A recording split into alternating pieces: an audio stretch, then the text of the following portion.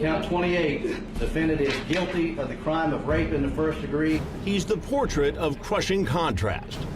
Count 30, defendant is guilty of the crime of sexual battery. A strapping, stoic Goliath of a man. The former police officer now reduced to the uncontrollable sobs of a frail child. Punishment is set at 30 years.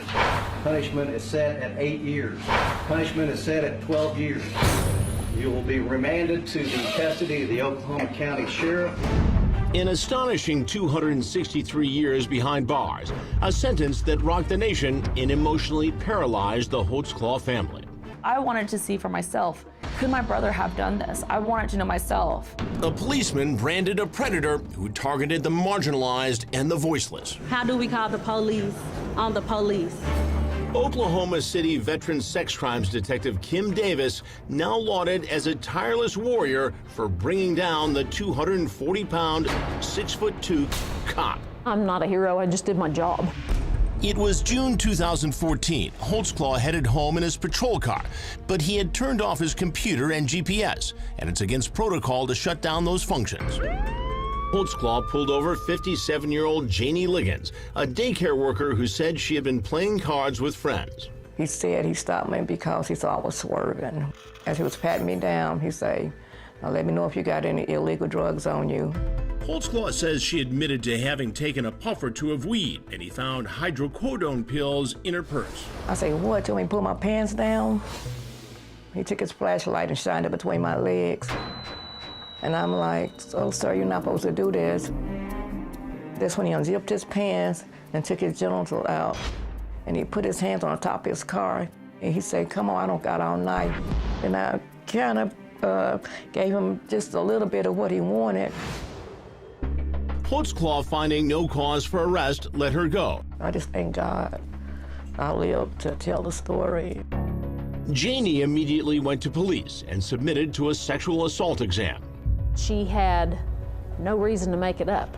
There was no motive. She wasn't getting out of a ticket. She wasn't getting out of an arrest. When he stopped me, he just made a big, big mistake. The grainy surveillance video shows Holtzclaw's patrol car, lights flashing behind Liggins' red car. I just went with my gut.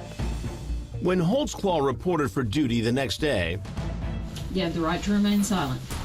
Detectives were waiting for him in the interrogation room, telling Holtzclaw they had incriminating video and DNA linking him to the crimes. Holtzclaw flatly denied the allegations, but the detectives kept the pressure on, confident they had a bad cop in the crosshairs. On the video, are we going to see her boobies? Shouldn't see her boobs. I didn't see her boobs. Okay. Are we going to see her pull her pants down? I didn't see her pull her pants down. Okay. Are we going to see your penis out? Nope. Are we going to see your on her mouth? No. Are we going to get any DNA to that? No. They asked Holtzclaw for a DNA sample. Yeah. Then they told him to strip down and give them his uniform for testing, the same one he wore on the night in question. Pants in his bag and... Davis, a cop for 28 years, was shocked by what she called Holtzclaw's cool demeanor. It was kind of like interviewing a robot. There was no emotion from him at all. You would think if you were being accused of something so heinous, your voice might raise a little bit, your eyebrows might raise a little bit, going, what? Nothing. That and the surveillance tape sealed the deal for the Oklahoma City Police Department. Daniel Holtzclaw was relieved of duty. His badge and gun were taken away.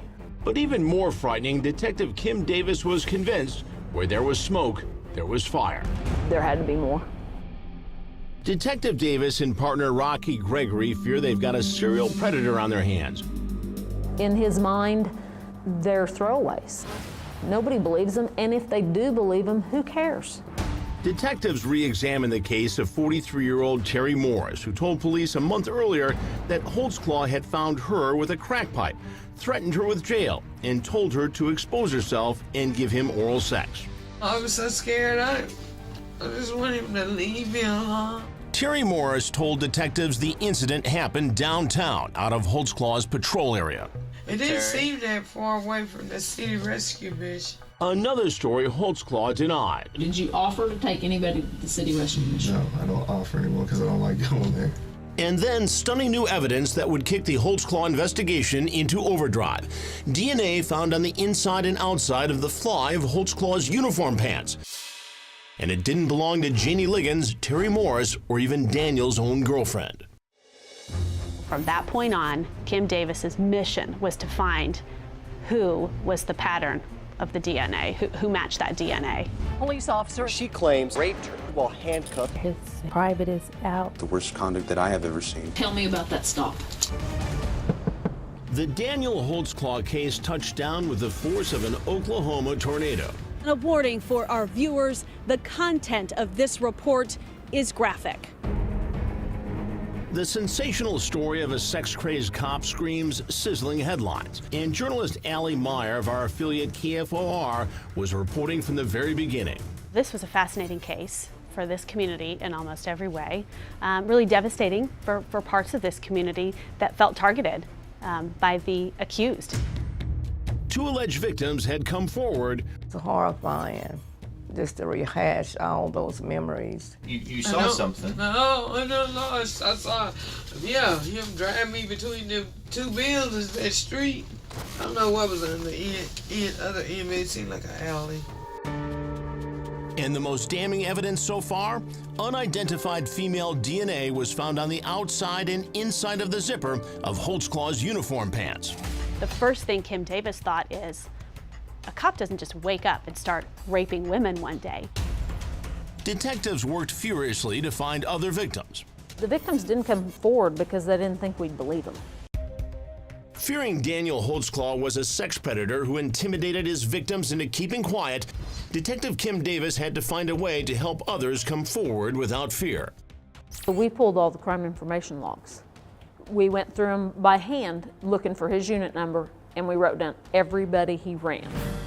Pouring through literally thousands of Holtzclaw's records, detectives made note of women who fit the profile of someone they thought Holtzclaw would consider easy prey, poor black and in trouble with the law. We just got together and beat on doors. Some of them, as soon as I knocked on the door and they knew what we were investigating, and that was enough for them to go, oh, somebody believes me. Like Shardarian Hill, who said when Holtzclaw stopped her, she crushed a vial of PCP in her mouth. He took her to the hospital where she says the officer assaulted her while she was handcuffed to the bed. His private is out. I started to do oral on him, and I mean, at this moment I'm thinking like I don't have a choice. Holtzclaw later friended her on Facebook. He asked me to come to his house a few times. The trail of accusers was growing. Sherry Ellis says she was taken to an abandoned school and raped. Tabitha Barnes says she was touched inappropriately and stalked by Holtzclaw. Adira Gardner, then only 17, accused Holtzclaw of rape on her own front porch. Kayla Lyles said she too was taken to an abandoned school and raped. You took the inner beauty of my soul. And how do you get that back? All I can do is pray about it. Detectives believed Holtzclaw was so brazen, he assaulted 3 women during one shift. We still have these ideas of women deserving it. So if something happens to you while you're in the process of living a certain lifestyle, that's your fault. And you should just suck it up and be quiet and shut up. With a total of 13 accusers who didn't shut up, this policeman turned alleged pariah had been formally fired. The chief's goodbye letter calling it the greatest abuse of police authority I have witnessed in my 37 years as a member of this agency. He may have dressed like us, and he may have called himself one of us, but one of us doesn't do that. Holtzclaw's future was looking bleak, and that was before the biggest bombshell had been dropped. It was a shocking moment. The DNA tested on the fly on Holtzclaw's uniform pants had a match. And who it matched was even more shocking. Then 17-year-old Adira Gardner. Her DNA was found on the inside of his uniform pants. The former cop now himself restrained and arrested. His $5 million bail was eventually reduced and Holtzclaw was free pending trial, facing 36 felony charges, including 8 counts of rape. The union didn't support this individual, the police department didn't support this individual. We were mad too. We wanted a conviction too. In November 2015, an all-white jury of 8 men and 4 women got their first face-to-face look at the beleaguered former cop. But the image prosecutor wanted indelibly linked in the jurors' minds was the army of accusers seated in the courtroom. There were a whole lot of women who all looked a certain way, who were accusing Daniel Holtzclaw of terrible crimes while he was on duty. But Assistant District Attorney Galen Geiger was well aware of his challenges. Their greatest challenges were the victims' credibility.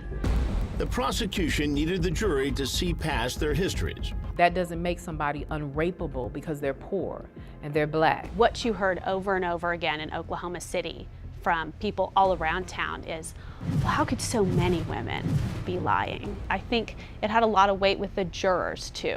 But why would Holtzclaw risk his career, his family, and his girlfriend to victimized, troubled women?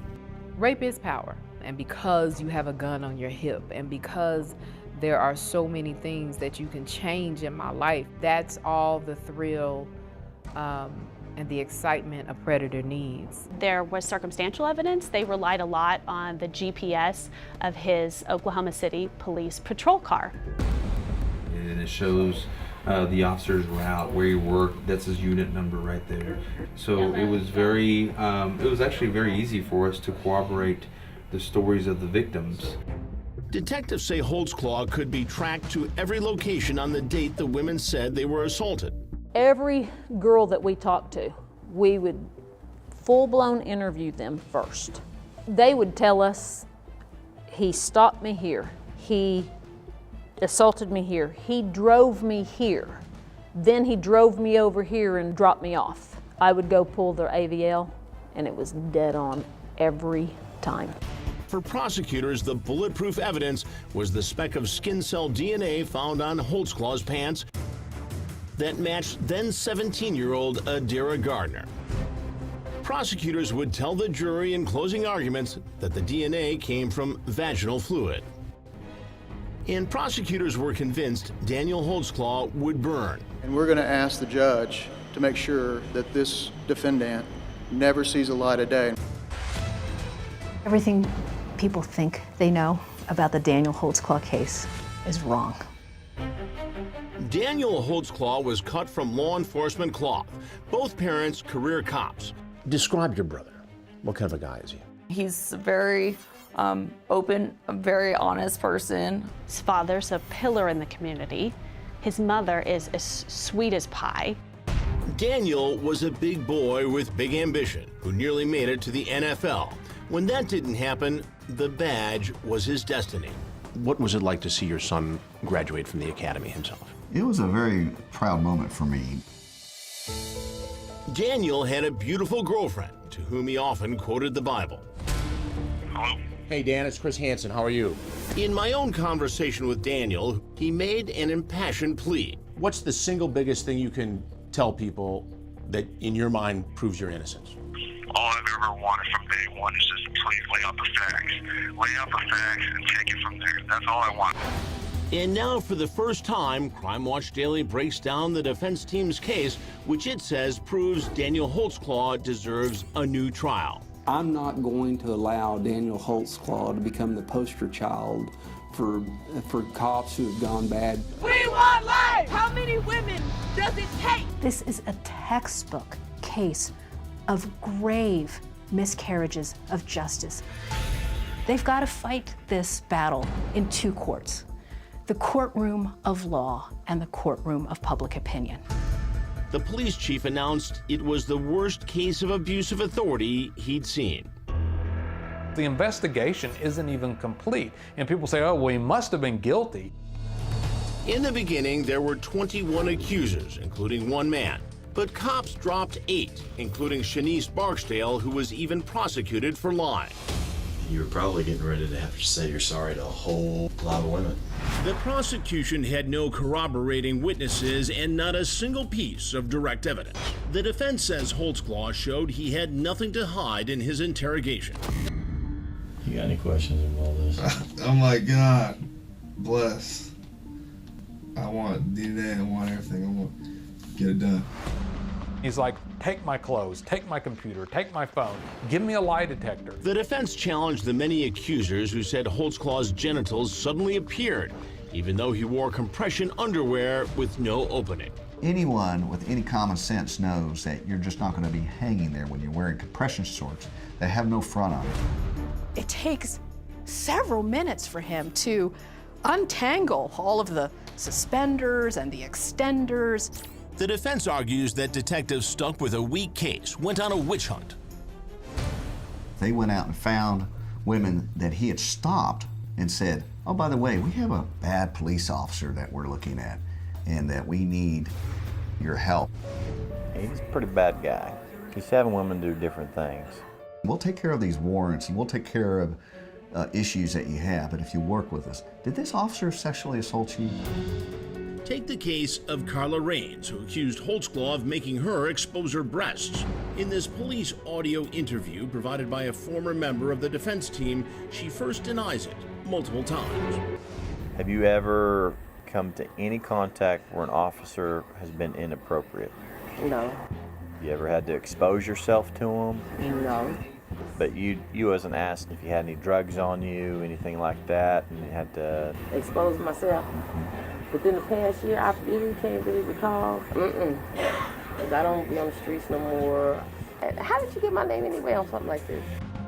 After 7 denials, Carla Raines changed her tune. So I had to raise my shirt up, raise my bra up, and shake it out. Then Raines says this. I hope I helped you, but... You did. And when asked to describe Holtzclaw, I know he had light brown skin, like a Mexican, late 30s. Holtzclaw is half white, half Japanese, and was 27 at the time. Shardarian Hill accused Holtzclaw of rape. Listen to what she said to Detective Gregory when the police interview was over, but the camera was still rolling. So this was good evidence? Well, you tell me. I think so, because I mean, y'all, even if he didn't even rape nobody. I think there couldn't be a clearer example of how coached these women were and how they were playing a game with these detectives. Sherry Ellis accuses Holtzclaw of forced oral sex and vaginal rape. But here's how she describes Holtzclaw. Tell me your description of him. He's black. He's okay. Black male. How tall could you tell? 5'11". Tabitha Barnes claims Holtzclaw touched her inappropriately and stalked her. And incredibly, Barnes was permitted by the judge to testify under the influence of drugs. She comes back positive for PCP. She would be asked very specific questions and her answer would be, I'll take a pass on that one. I'll take a pass. Janie Liggins claims Holtzclaw had his hands on top of his patrol car while she performed oral sex, and that her hands were on top of the car while he patted her down. Holtzclaw's defense insists her story doesn't add up with this. There were no fingerprints of Holtzclaw's or Liggins found on the car. Liggins told police Holtzclaw had blonde hair, was 5'7" to 5'9", and did not have a smooth face. Liggins' sex assault test showed no DNA. But one question looms. Remember, Daniel was on his way home that night and had turned off his computer and GPS. You did violate policy and procedure that night. Yeah, absolutely. It was something that I was just tired. I got complacent. Felt like it was going to be a quick traffic stop. Did you sexually assault that woman? Absolutely not. I did not. I'm not guilty of any of these crimes. Daniel Holtzclaw's defense team is drilling deep holes in the claims of many of his 13 accusers. There are so many incentives to make up a story and accuse a law enforcement officer of inappropriate, illegal, or monstrous behavior. Holtzclaw himself telling me he was set up. I believe the lead detective had a vendetta out for me. They were using me as an scapegoat. We could say, hey, Oklahoma City's doing our job. Pointing out several women had changed their stories and given an inaccurate description of him. I was characterized as a black male. He's black. He's okay. He's black male. I was characterized as a Mexican. We had brown skin, like a Mexican. If you're driving with blonde hair, you can look at the photo lineup, but the essential tool for a detective, no one can pick me on the photo lineup. Another accuser testified under the influence of PCP. And yet the judge allowed this? How is this possible? He was branded a predator by prosecutors, but Daniel Holtzclaw prided himself on being a good cop. I'm here as his brother, saying that that is not the way that he operates. What about Daniel friending an accuser on Facebook? All I've ever wanted to do was basically just check up and say, hey, you doing okay? You know, I know you're a good person. Just please stay out of trouble. And the defense vigorously challenged the prosecution's GPS link to Holtzclaw. He was there. He was doing his job. It wasn't a case where they were able to track him around doing his sinister behavior. He was patrolling. He never denied any of the locations that they said they were at. And oftentimes the defense claims the GPS was inaccurate. It can be off by as much as 1,200 feet. Take the case of Sherry Ellis, the woman who claimed her rapist was a shorter black man. Not only is he not a short black man, but his own GPS shows that he did drive through that area, but it shows he never stopped his car. The defense pointed out, how is he supposed to be sexually assaulting a victim in the back seat when the vehicle is moving the entire time? The defense knew its toughest challenge, however, was that speck of skin cell DNA inside and out of Daniel Holtzclaw's uniform zipper area. When they found a match and it was a 17-year-old girl, it was a shocking moment. Adara Gardner claims she was raped on her mother's front porch. But listen to what Gardner's mother told police. What did your daughter tell you? She said, I met this really hot cop. He told me I had a couple warrants, but he said, don't worry about it. Give me his number and we're going to go out on dates. He was really nice and he was sexy. Holtzclaw doesn't deny questioning Adara Gardner, but his team insists there was no sexual contact. So how do they explain the skin cell DNA match? The amount of these skin cells were completely consistent with transfer, secondary touch transfer. It's called transfer or touch DNA. Brian Bates explains. If Daniel pats somebody down, especially a young lady who's wearing a midriff shirt, then he goes through her purse where her combs are, where all these things are, her DNA gets on his hands. Then at any point during a 14-hour shift, if he uses the restroom, if he adjusts himself, if he changes clothes, he's going to come into contact with his fly. Which would explain, according to the defense, how Gardner's DNA transferred to Holtzclaw's pants. But here is where the defense believes it has its best chance of appeal. In closing arguments, Holtzclaw's team accuses the prosecutor of making a glaring error of fact, detrimental to Holtzclaw's case. He asserts that the DNA came from quote-unquote vaginal fluid from Adara, and that it could only have gotten there by a sexual assault. Holtzclaw's defense team claims that was never proven. I think that's going to be a major contention point for the appellate process. He absolutely said vaginal discharge or vaginal fluid in court, and the bottom line is there's not much of a test for that sort of fluid, and even if there is a test, it wasn't done in this case. The other glaring proof of an unfair trial, according to the defense, jury intimidation. 36 counts, we want life! What was the biggest injustice at trial? The biggest ones that I saw was the circus-type atmosphere in trial, the chanting out in the hallways, down below. How many women does it take? Our daughters! Our daughters! Holtzclaw's team denounced the public spectacle of high-profile lawyers descending on Oklahoma City in the summer of Ferguson, civil rights lawsuits in hand. Michelle Malkin says money is an incentive. This is a lottery and they're waiting for their jackpot. We want nothing less than life. If people were at the courtroom hearing the chants, racist cop, give him life, give him life. The judge even made an announcement saying to basically just ignore it. There was absolute jury intimidation, and we don't have to guess that. Finally, after 6 grueling weeks of testimony, the jury went into 4 days of intense and often heated deliberation. Was fined as follows. Defendant is guilty of the crime of sexual battery and set punishment at 8 years. In the end, finding the former officer guilty of exactly half of the 36 charges and recommending an astounding 263 years behind bars. It happened also to be Daniel's birthday.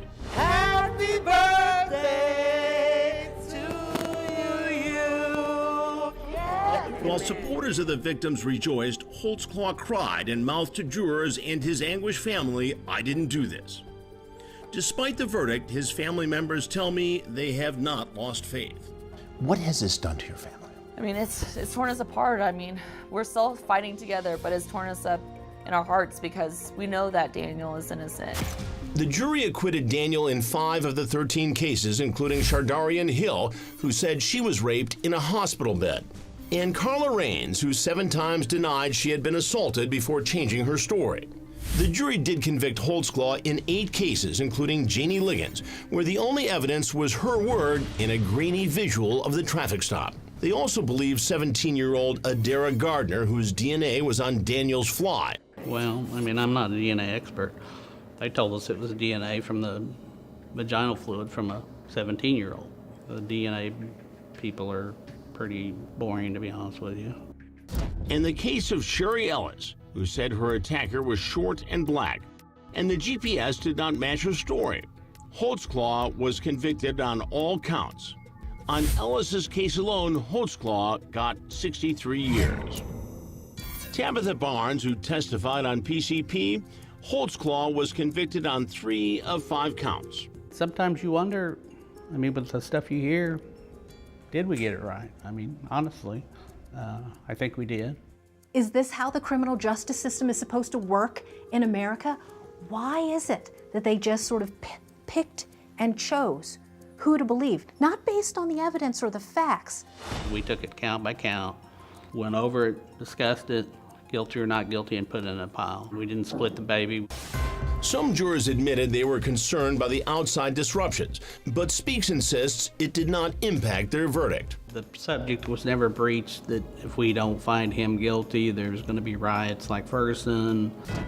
For Daniel Holtzclaw, his only hope is a favorable appeal, one based on a number of issues, including the subject of misrepresented DNA, what they call the circus atmosphere, and disruptions that pervaded throughout the trial, an unconstitutionally excessive sentence, in a jury that the defense says didn't look at each count on its separate merit. How far will you go to get your brother a new trial? I always said I will not give up, and until the whole world hears my outcry, I will keep on going. I will never give up fighting for Daniel.